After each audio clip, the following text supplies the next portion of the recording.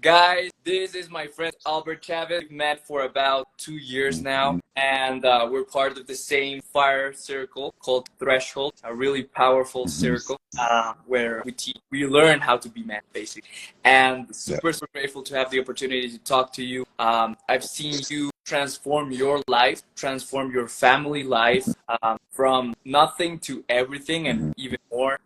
You showed up for me for a very special event.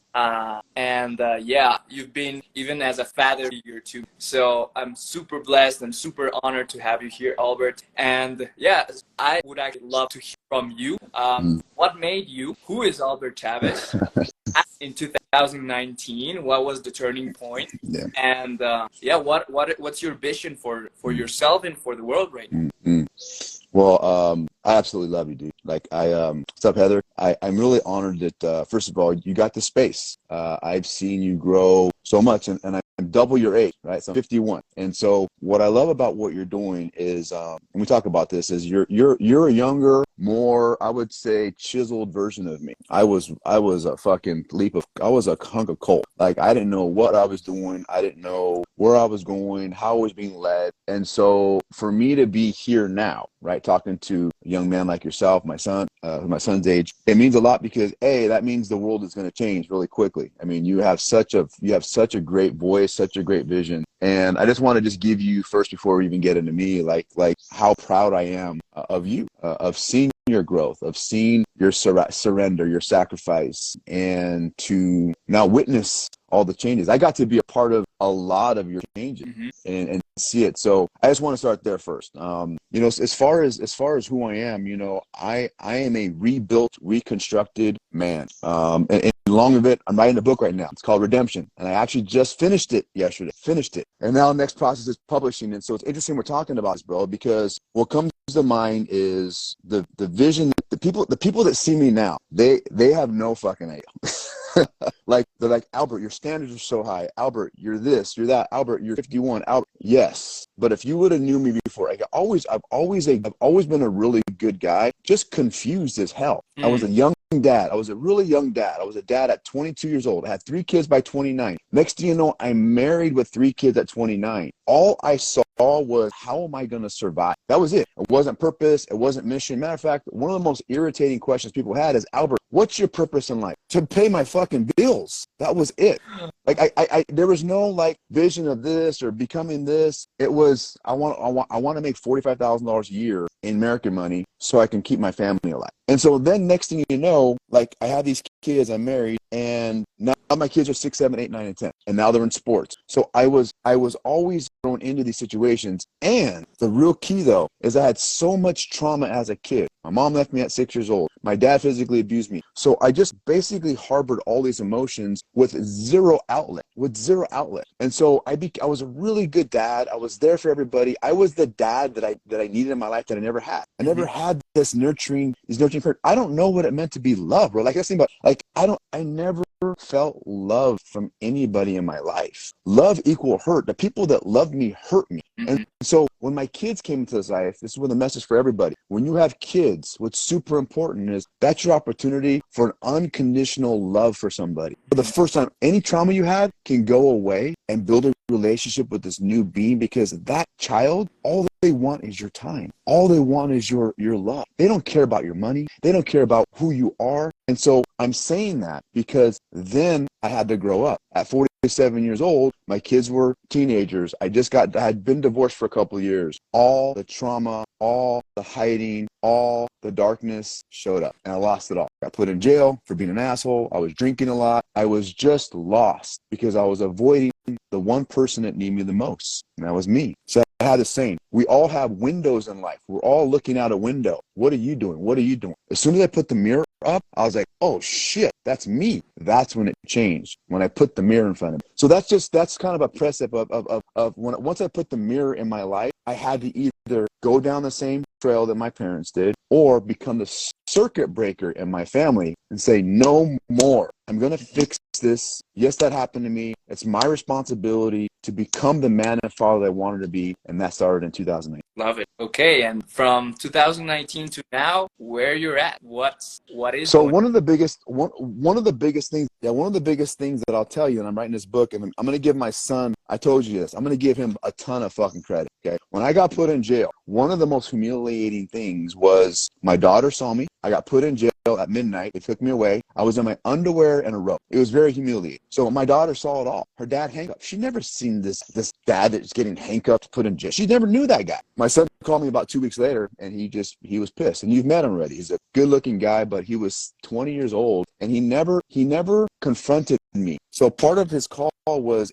us not dealing with the divorce that happened because I left his mom and the family. It's a whole nother story. But he basically called me out and said, "You're a hypocrite. The dad that I knew, like, what are you doing? You're partying, you're having a good time, and now you've been put in jail. Like, I don't even know you." And I just remember we were both crazy. I was a hot mess, dude. But this young man called me out, and all I told him was this: "Albert, there's nothing I can say that's ever going to change how you feel about it. But someday, promise you, I'm going to make you proud again." They're just words. I get it. Now, nothing changed until about a year later, but I remember that conversation because that was that one little promise that I knew I had to someday come full circle. So this is the real message. In November 2019, I said, everybody left me.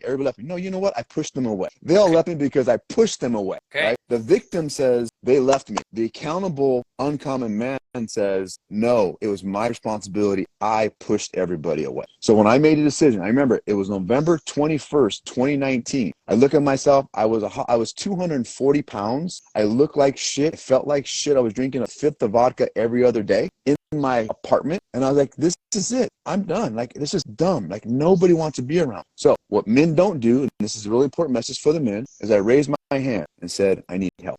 Once I raised my hand, like, look, I lost it. I don't know what to do. I'm stuck. Once I raised my hand for help, I hired a life coach. Then I saw a picture of a friend of mine who got ripped. I'm like, I want to look like that. So I hired that trainer, who's now a good friend of mine now, Jason. I posted a picture this morning on my Instagram. The guy that's on my post yesterday is one of my best friends now. That's my personal trainer. Love it. So once I made a decision to change and address all the stuff that I was hiding, then decided to change my body, then COVID happened. The best thing that could have happened, because I was forced to be in isolation. I was forced. So that's when the transformation started happening. Is I now got to sit by myself in this very seat for 9 months by myself in my shit, fixing my mind, fixing my body, addressing my wound. That's when the shift happened, because I was forced to confront him. And then the universe is crazy. My life coach went on the journey, the rites of passage. He called me on one of our calls. I got something for you. I'm in. All I said is I'm in. I don't even know what it was. No questions asked. I'm in. But here's the dynamic part.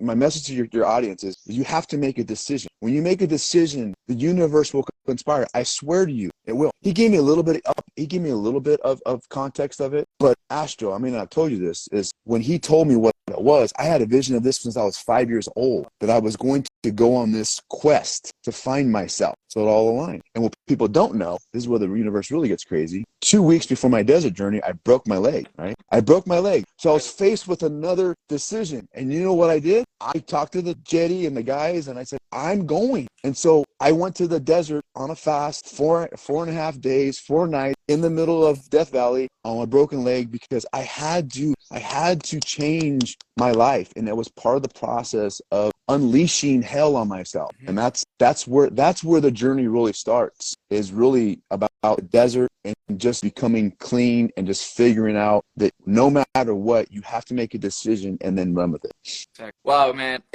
I never get tired of hearing stories. It is the true black and white. Prison, broken leg, desert in the middle of nowhere, into the light, which you are right now.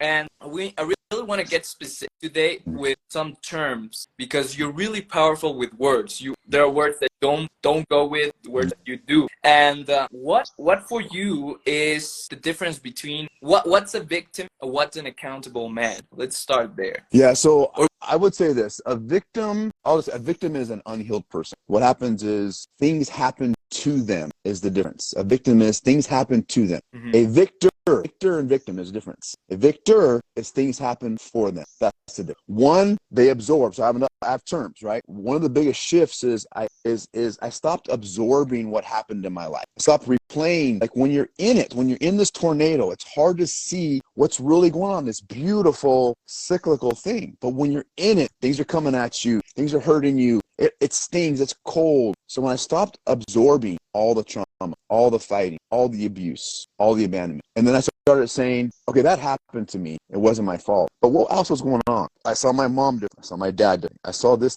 Okay, that happened to me, but that's no longer part of me anymore. So once I learned how to observe what happened instead of absorbing, that also started healing me, because then I got to see it from a third party view. Me, Mm-hmm. the other person, and then the whole situation. Then I got to analyze, and then I got to really dig and ask more questions because I wasn't in the shit. You get in a fight with your girlfriend, right? It's hard to solve the problem when you're in the fight. You have to get out of it, observe what happened. Oh, you did this. Oh, you came from that point of view. And then that's where things get solved, is when you can take yourself out of the shit. Exactly.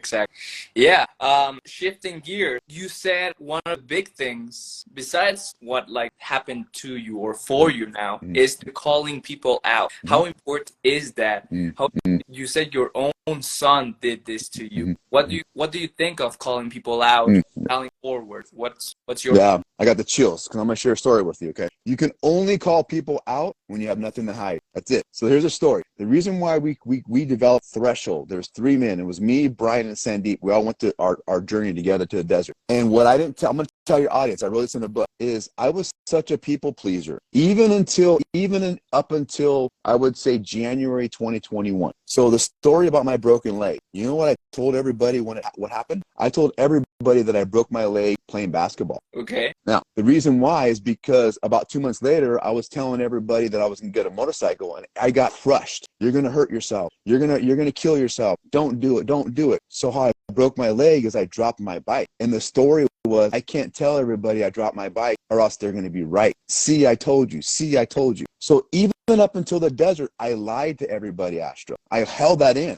I told everybody that seriously, that's only a couple of years ago. I was ashamed at the shame that I was going to get. Not knowing, all I had to do was tell the truth, but that was that little boy that wasn't healed still. I'm sharing that because we got into an argument, the 3 of us.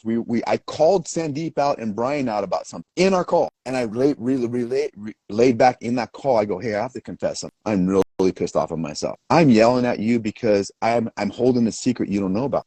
And I told him on the phone. I told him on our call. And you know what Brian said? He's like, that's it, bro. That was it. You're coming at me because you just lied to yourself. That was the pivot for me to where you'll find men projecting at you. This is a lesson for your audience. Most men that project, come at you, most of them is they're hiding from something. They don't want to tell. They don't want to tell you how up they are. So when I call people out in that, it's coming from a love. It's coming from something that I see, that I know that there's a better version of it. So when I talk about accountability, you can only be accountable when you're not your truth, when you say the truth. Your truth is a false reality of what's happening. The truth is actually what's happening. So when I say accountable, what I mean is are you doing what you're saying you're going to do? And if you're not, why? Why not? There's a story behind that. So I'm teaching men that once you can get rid of all of your weaknesses, your vices, your porn, your addictions, your weed, anger, then you get to this vulnerable raw self. You have nothing to hide anymore. Then when you see something, you can call it out because you recognize that other man is also hiding. Yeah, and it's giving the opportunity also for the man to figure it out. Yeah. It's not people solving problems for other people, but actually showing what's the truth, not yours. What is it? What are the really powerful? Love this. Let's now shift to a really important subject. We have a question actually. My brother actually tells Albert, what advice can you give, and how can I trust people? That's a great question. So there's no such thing as trust. Mm. Trust is a belief system that you have about a wound and you haven't dealt with. So if I were to ask your brother, why don't you trust people? He'd give me an answer. But why don't you trust? He'll give me another answer. There's a belief system he has about trust, about being hurt. Only way, there's not a lack of trust, there's a trust of lack. Meaning that people, for example, let's say, for example, you and I have something going on where we have a connection or a promise or something like that, and maybe I don't follow through with it. Well, then that's on me. That's on me to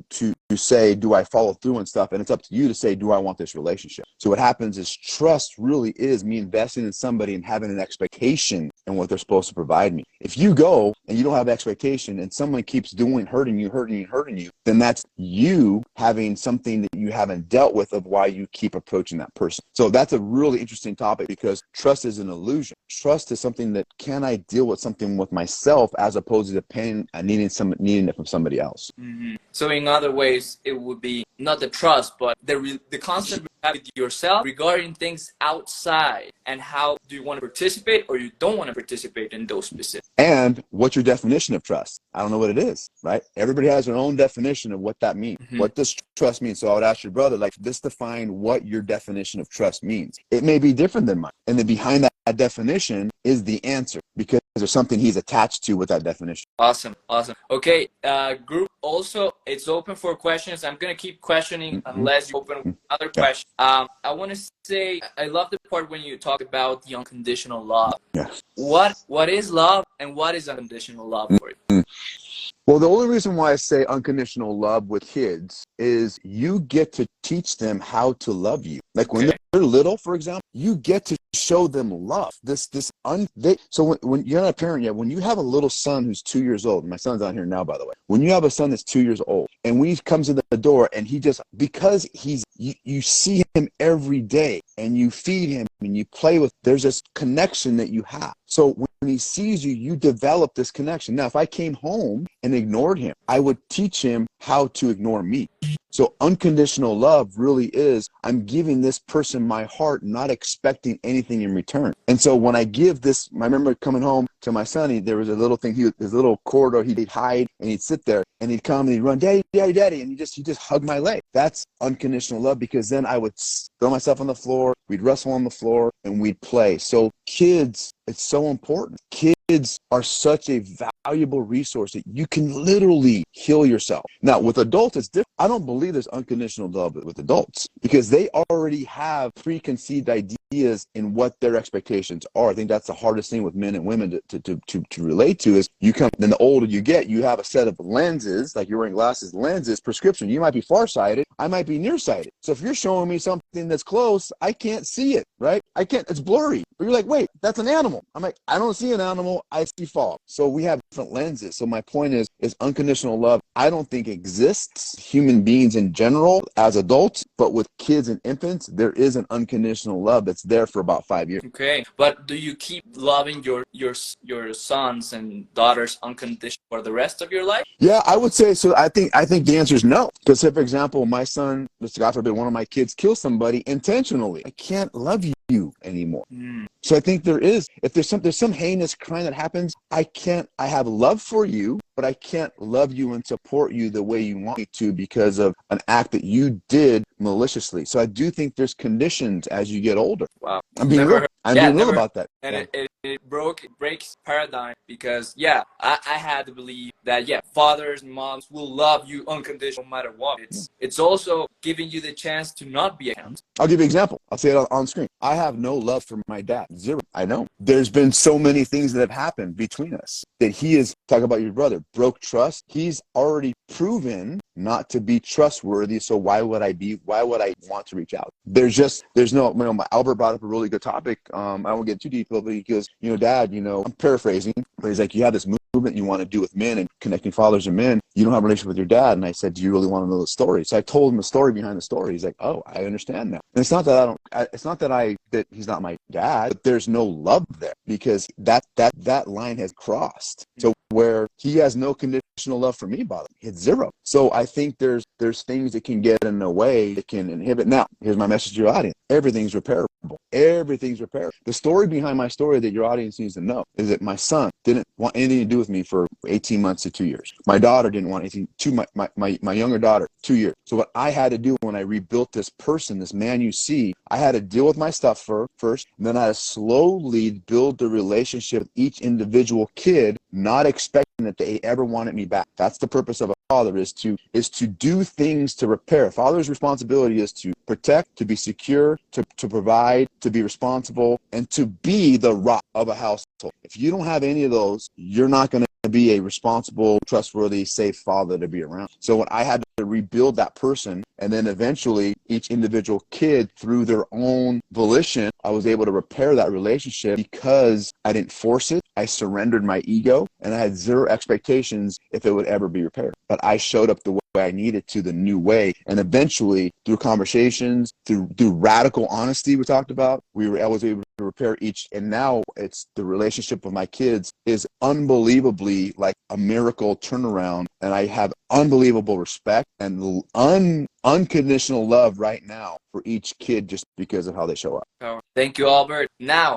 it was yourself, then it goes family, and now to the world. As we're in conversation, what are you trying to do with men? What I think it's important that they hear this, because I believe it's important. That's why I'm here. And what are you offering to the world? Because I truly know that we just covered the tip of the eye, what really is in your life. I've lived, so please share. Well, first of all, I want to preface this, that all this knowledge I'm giving you is all new to me in the last 4 years. It's just you have to understand the belief system that each of you has isn't your belief system. It was taught to you. And then you have to figure out in the world whether what was taught to you matches what the world is saying is of value. And what we're finding is 90% of what you've been taught is fucking all wrong, right? Number one, when you're 5 years old, no, you're not special. You're not special. You're not. So you grow up to be this 5-year-old adult thinking you're special. You're not. So what I've had to really understand is men have to create their value through things. We create our value through solving problems, through protection, through bringing stuff to the world. It's not granted. So what I had to learn was, in order to create value to the world, I had to create value for myself. I had to embody the man that I wanted to be. First of all, any man on here, you need to understand that your body is your kingdom. You have to be fit, because when you